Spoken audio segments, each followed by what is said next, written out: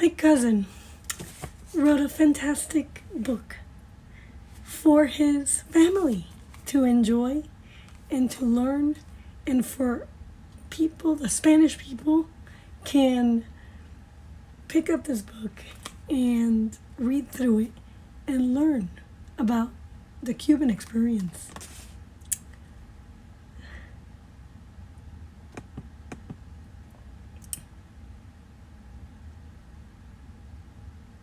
To overcome the historic fraud that the Cubans were submerged in, it was necessary for my cousin to take this determined effort to write his book.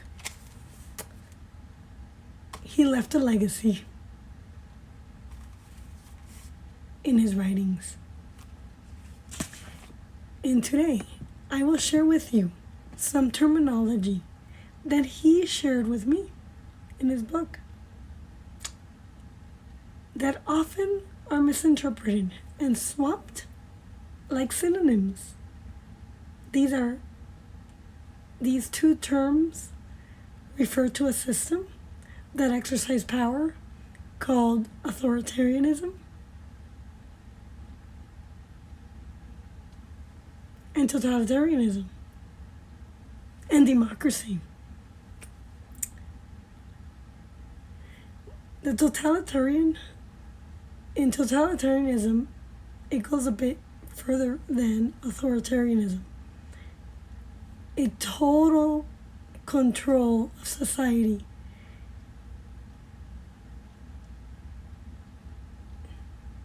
There is excessive use of power that enslaves its people by totally controlling and manipulating all the necessities and vital urgencies to finally force the incorporation of a current imposition of the social political regime.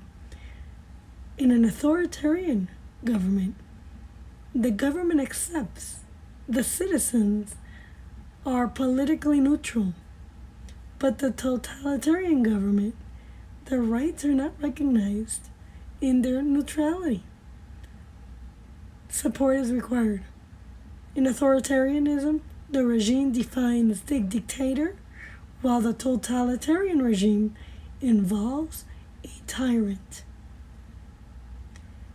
Communism and representative government, democracy, as the Democrats want to call it, are two kinds of system of government that often harbor significant and inseparable differences. But a democracy often is subverted into a totalitarian regime. Each one of them represents the opposite of the other faithfully. But many who have not had first-hand experience in a totalitarian country cannot comprehend the degradation suffered by persons exposed to that situation. It is for those people we think it convenient to start by contrasting the two systems before contrasting what Americanism is, so that the listener can experience what life is like inside a country subdued by totalitarianism, aka communism, fascism, Nazism, socialism, Castroism. Yes. In communist systems,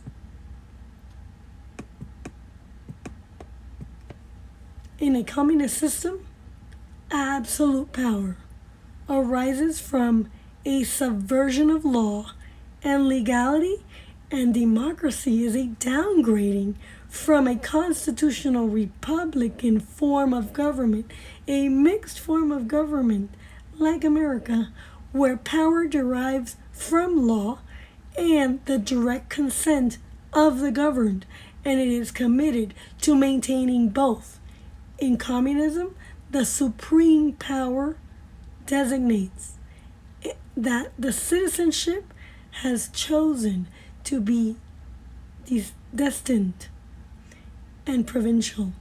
In democracy, the central power knows that the citizenship has chosen to rule the country. It is a top-down system as opposed to a constitutional republic in America where it's bottom-up system where the people rule those that manage the government. So let me begin by comparing what it is meant by a totalitarian system and what is meant by a pure democracy. In a totalitarian or communist system, it always seems to be based on a new era of justice and equality, which is why it needs to demolish the entire existing order.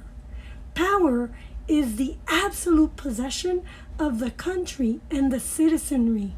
It raises itself over the citizens and claims the sacrifice of all human rights. A democracy, on the other hand, is a downgrade from a republican form of government that often leads to communism and totalitarianism. On the surface, it appears as if it does not destroy and only amends the errors, offers and promotes new developments, elaborates on equal opportunity and human rights. A pure democracy is a majority rule. Power appears to serve the country and its citizenry. It is exercised through a temporarily delegated power and is committed to the defense of human rights. In America, the people are governed by law, and elected representatives manage the government, and those elected representatives commit to upholding the Constitution and respect the citizens' inalienable rights. Rights are absolute and come from God. Got it? Further, in a democracy, all freedom of speech and expression is elaborated to manifest in liberty. Totalitarianism condemns the past like an abominable global crime. In sort of like what we're doing today, we're condemning our past as a global crime. In democracy, we support the experience and past of that past to project itself into the future. Totalitarianism destroys all traditional moral and biblical values of everyday life, like they're trying to do today in our secularized society and culture, and substitutes others without roots, such as gay rights. Democracy recognizes the importance of these and maintains them like the bedrock of a valid social contract. Totalitarianism has a principled energy source in its denunciation of the external hostility that sets a trap for it.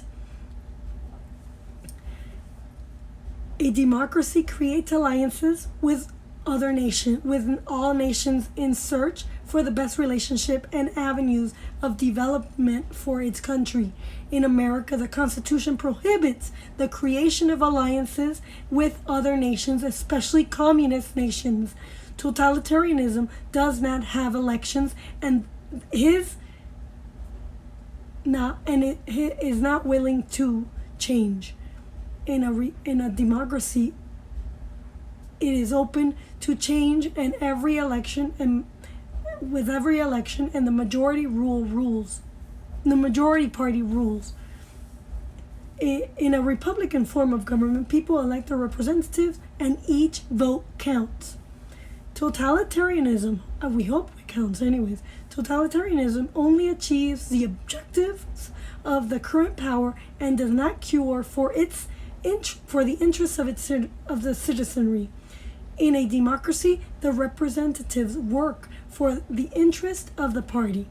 To summarize, one can say that totalitarianism is a regressive backward towards the beginning stages of human social development, while in a democracy, in all its forms, seemingly brings the best results in the long run for the human social development. However, a pure democracy doesn't work, and it is a downgrade from the republican form of government that America has.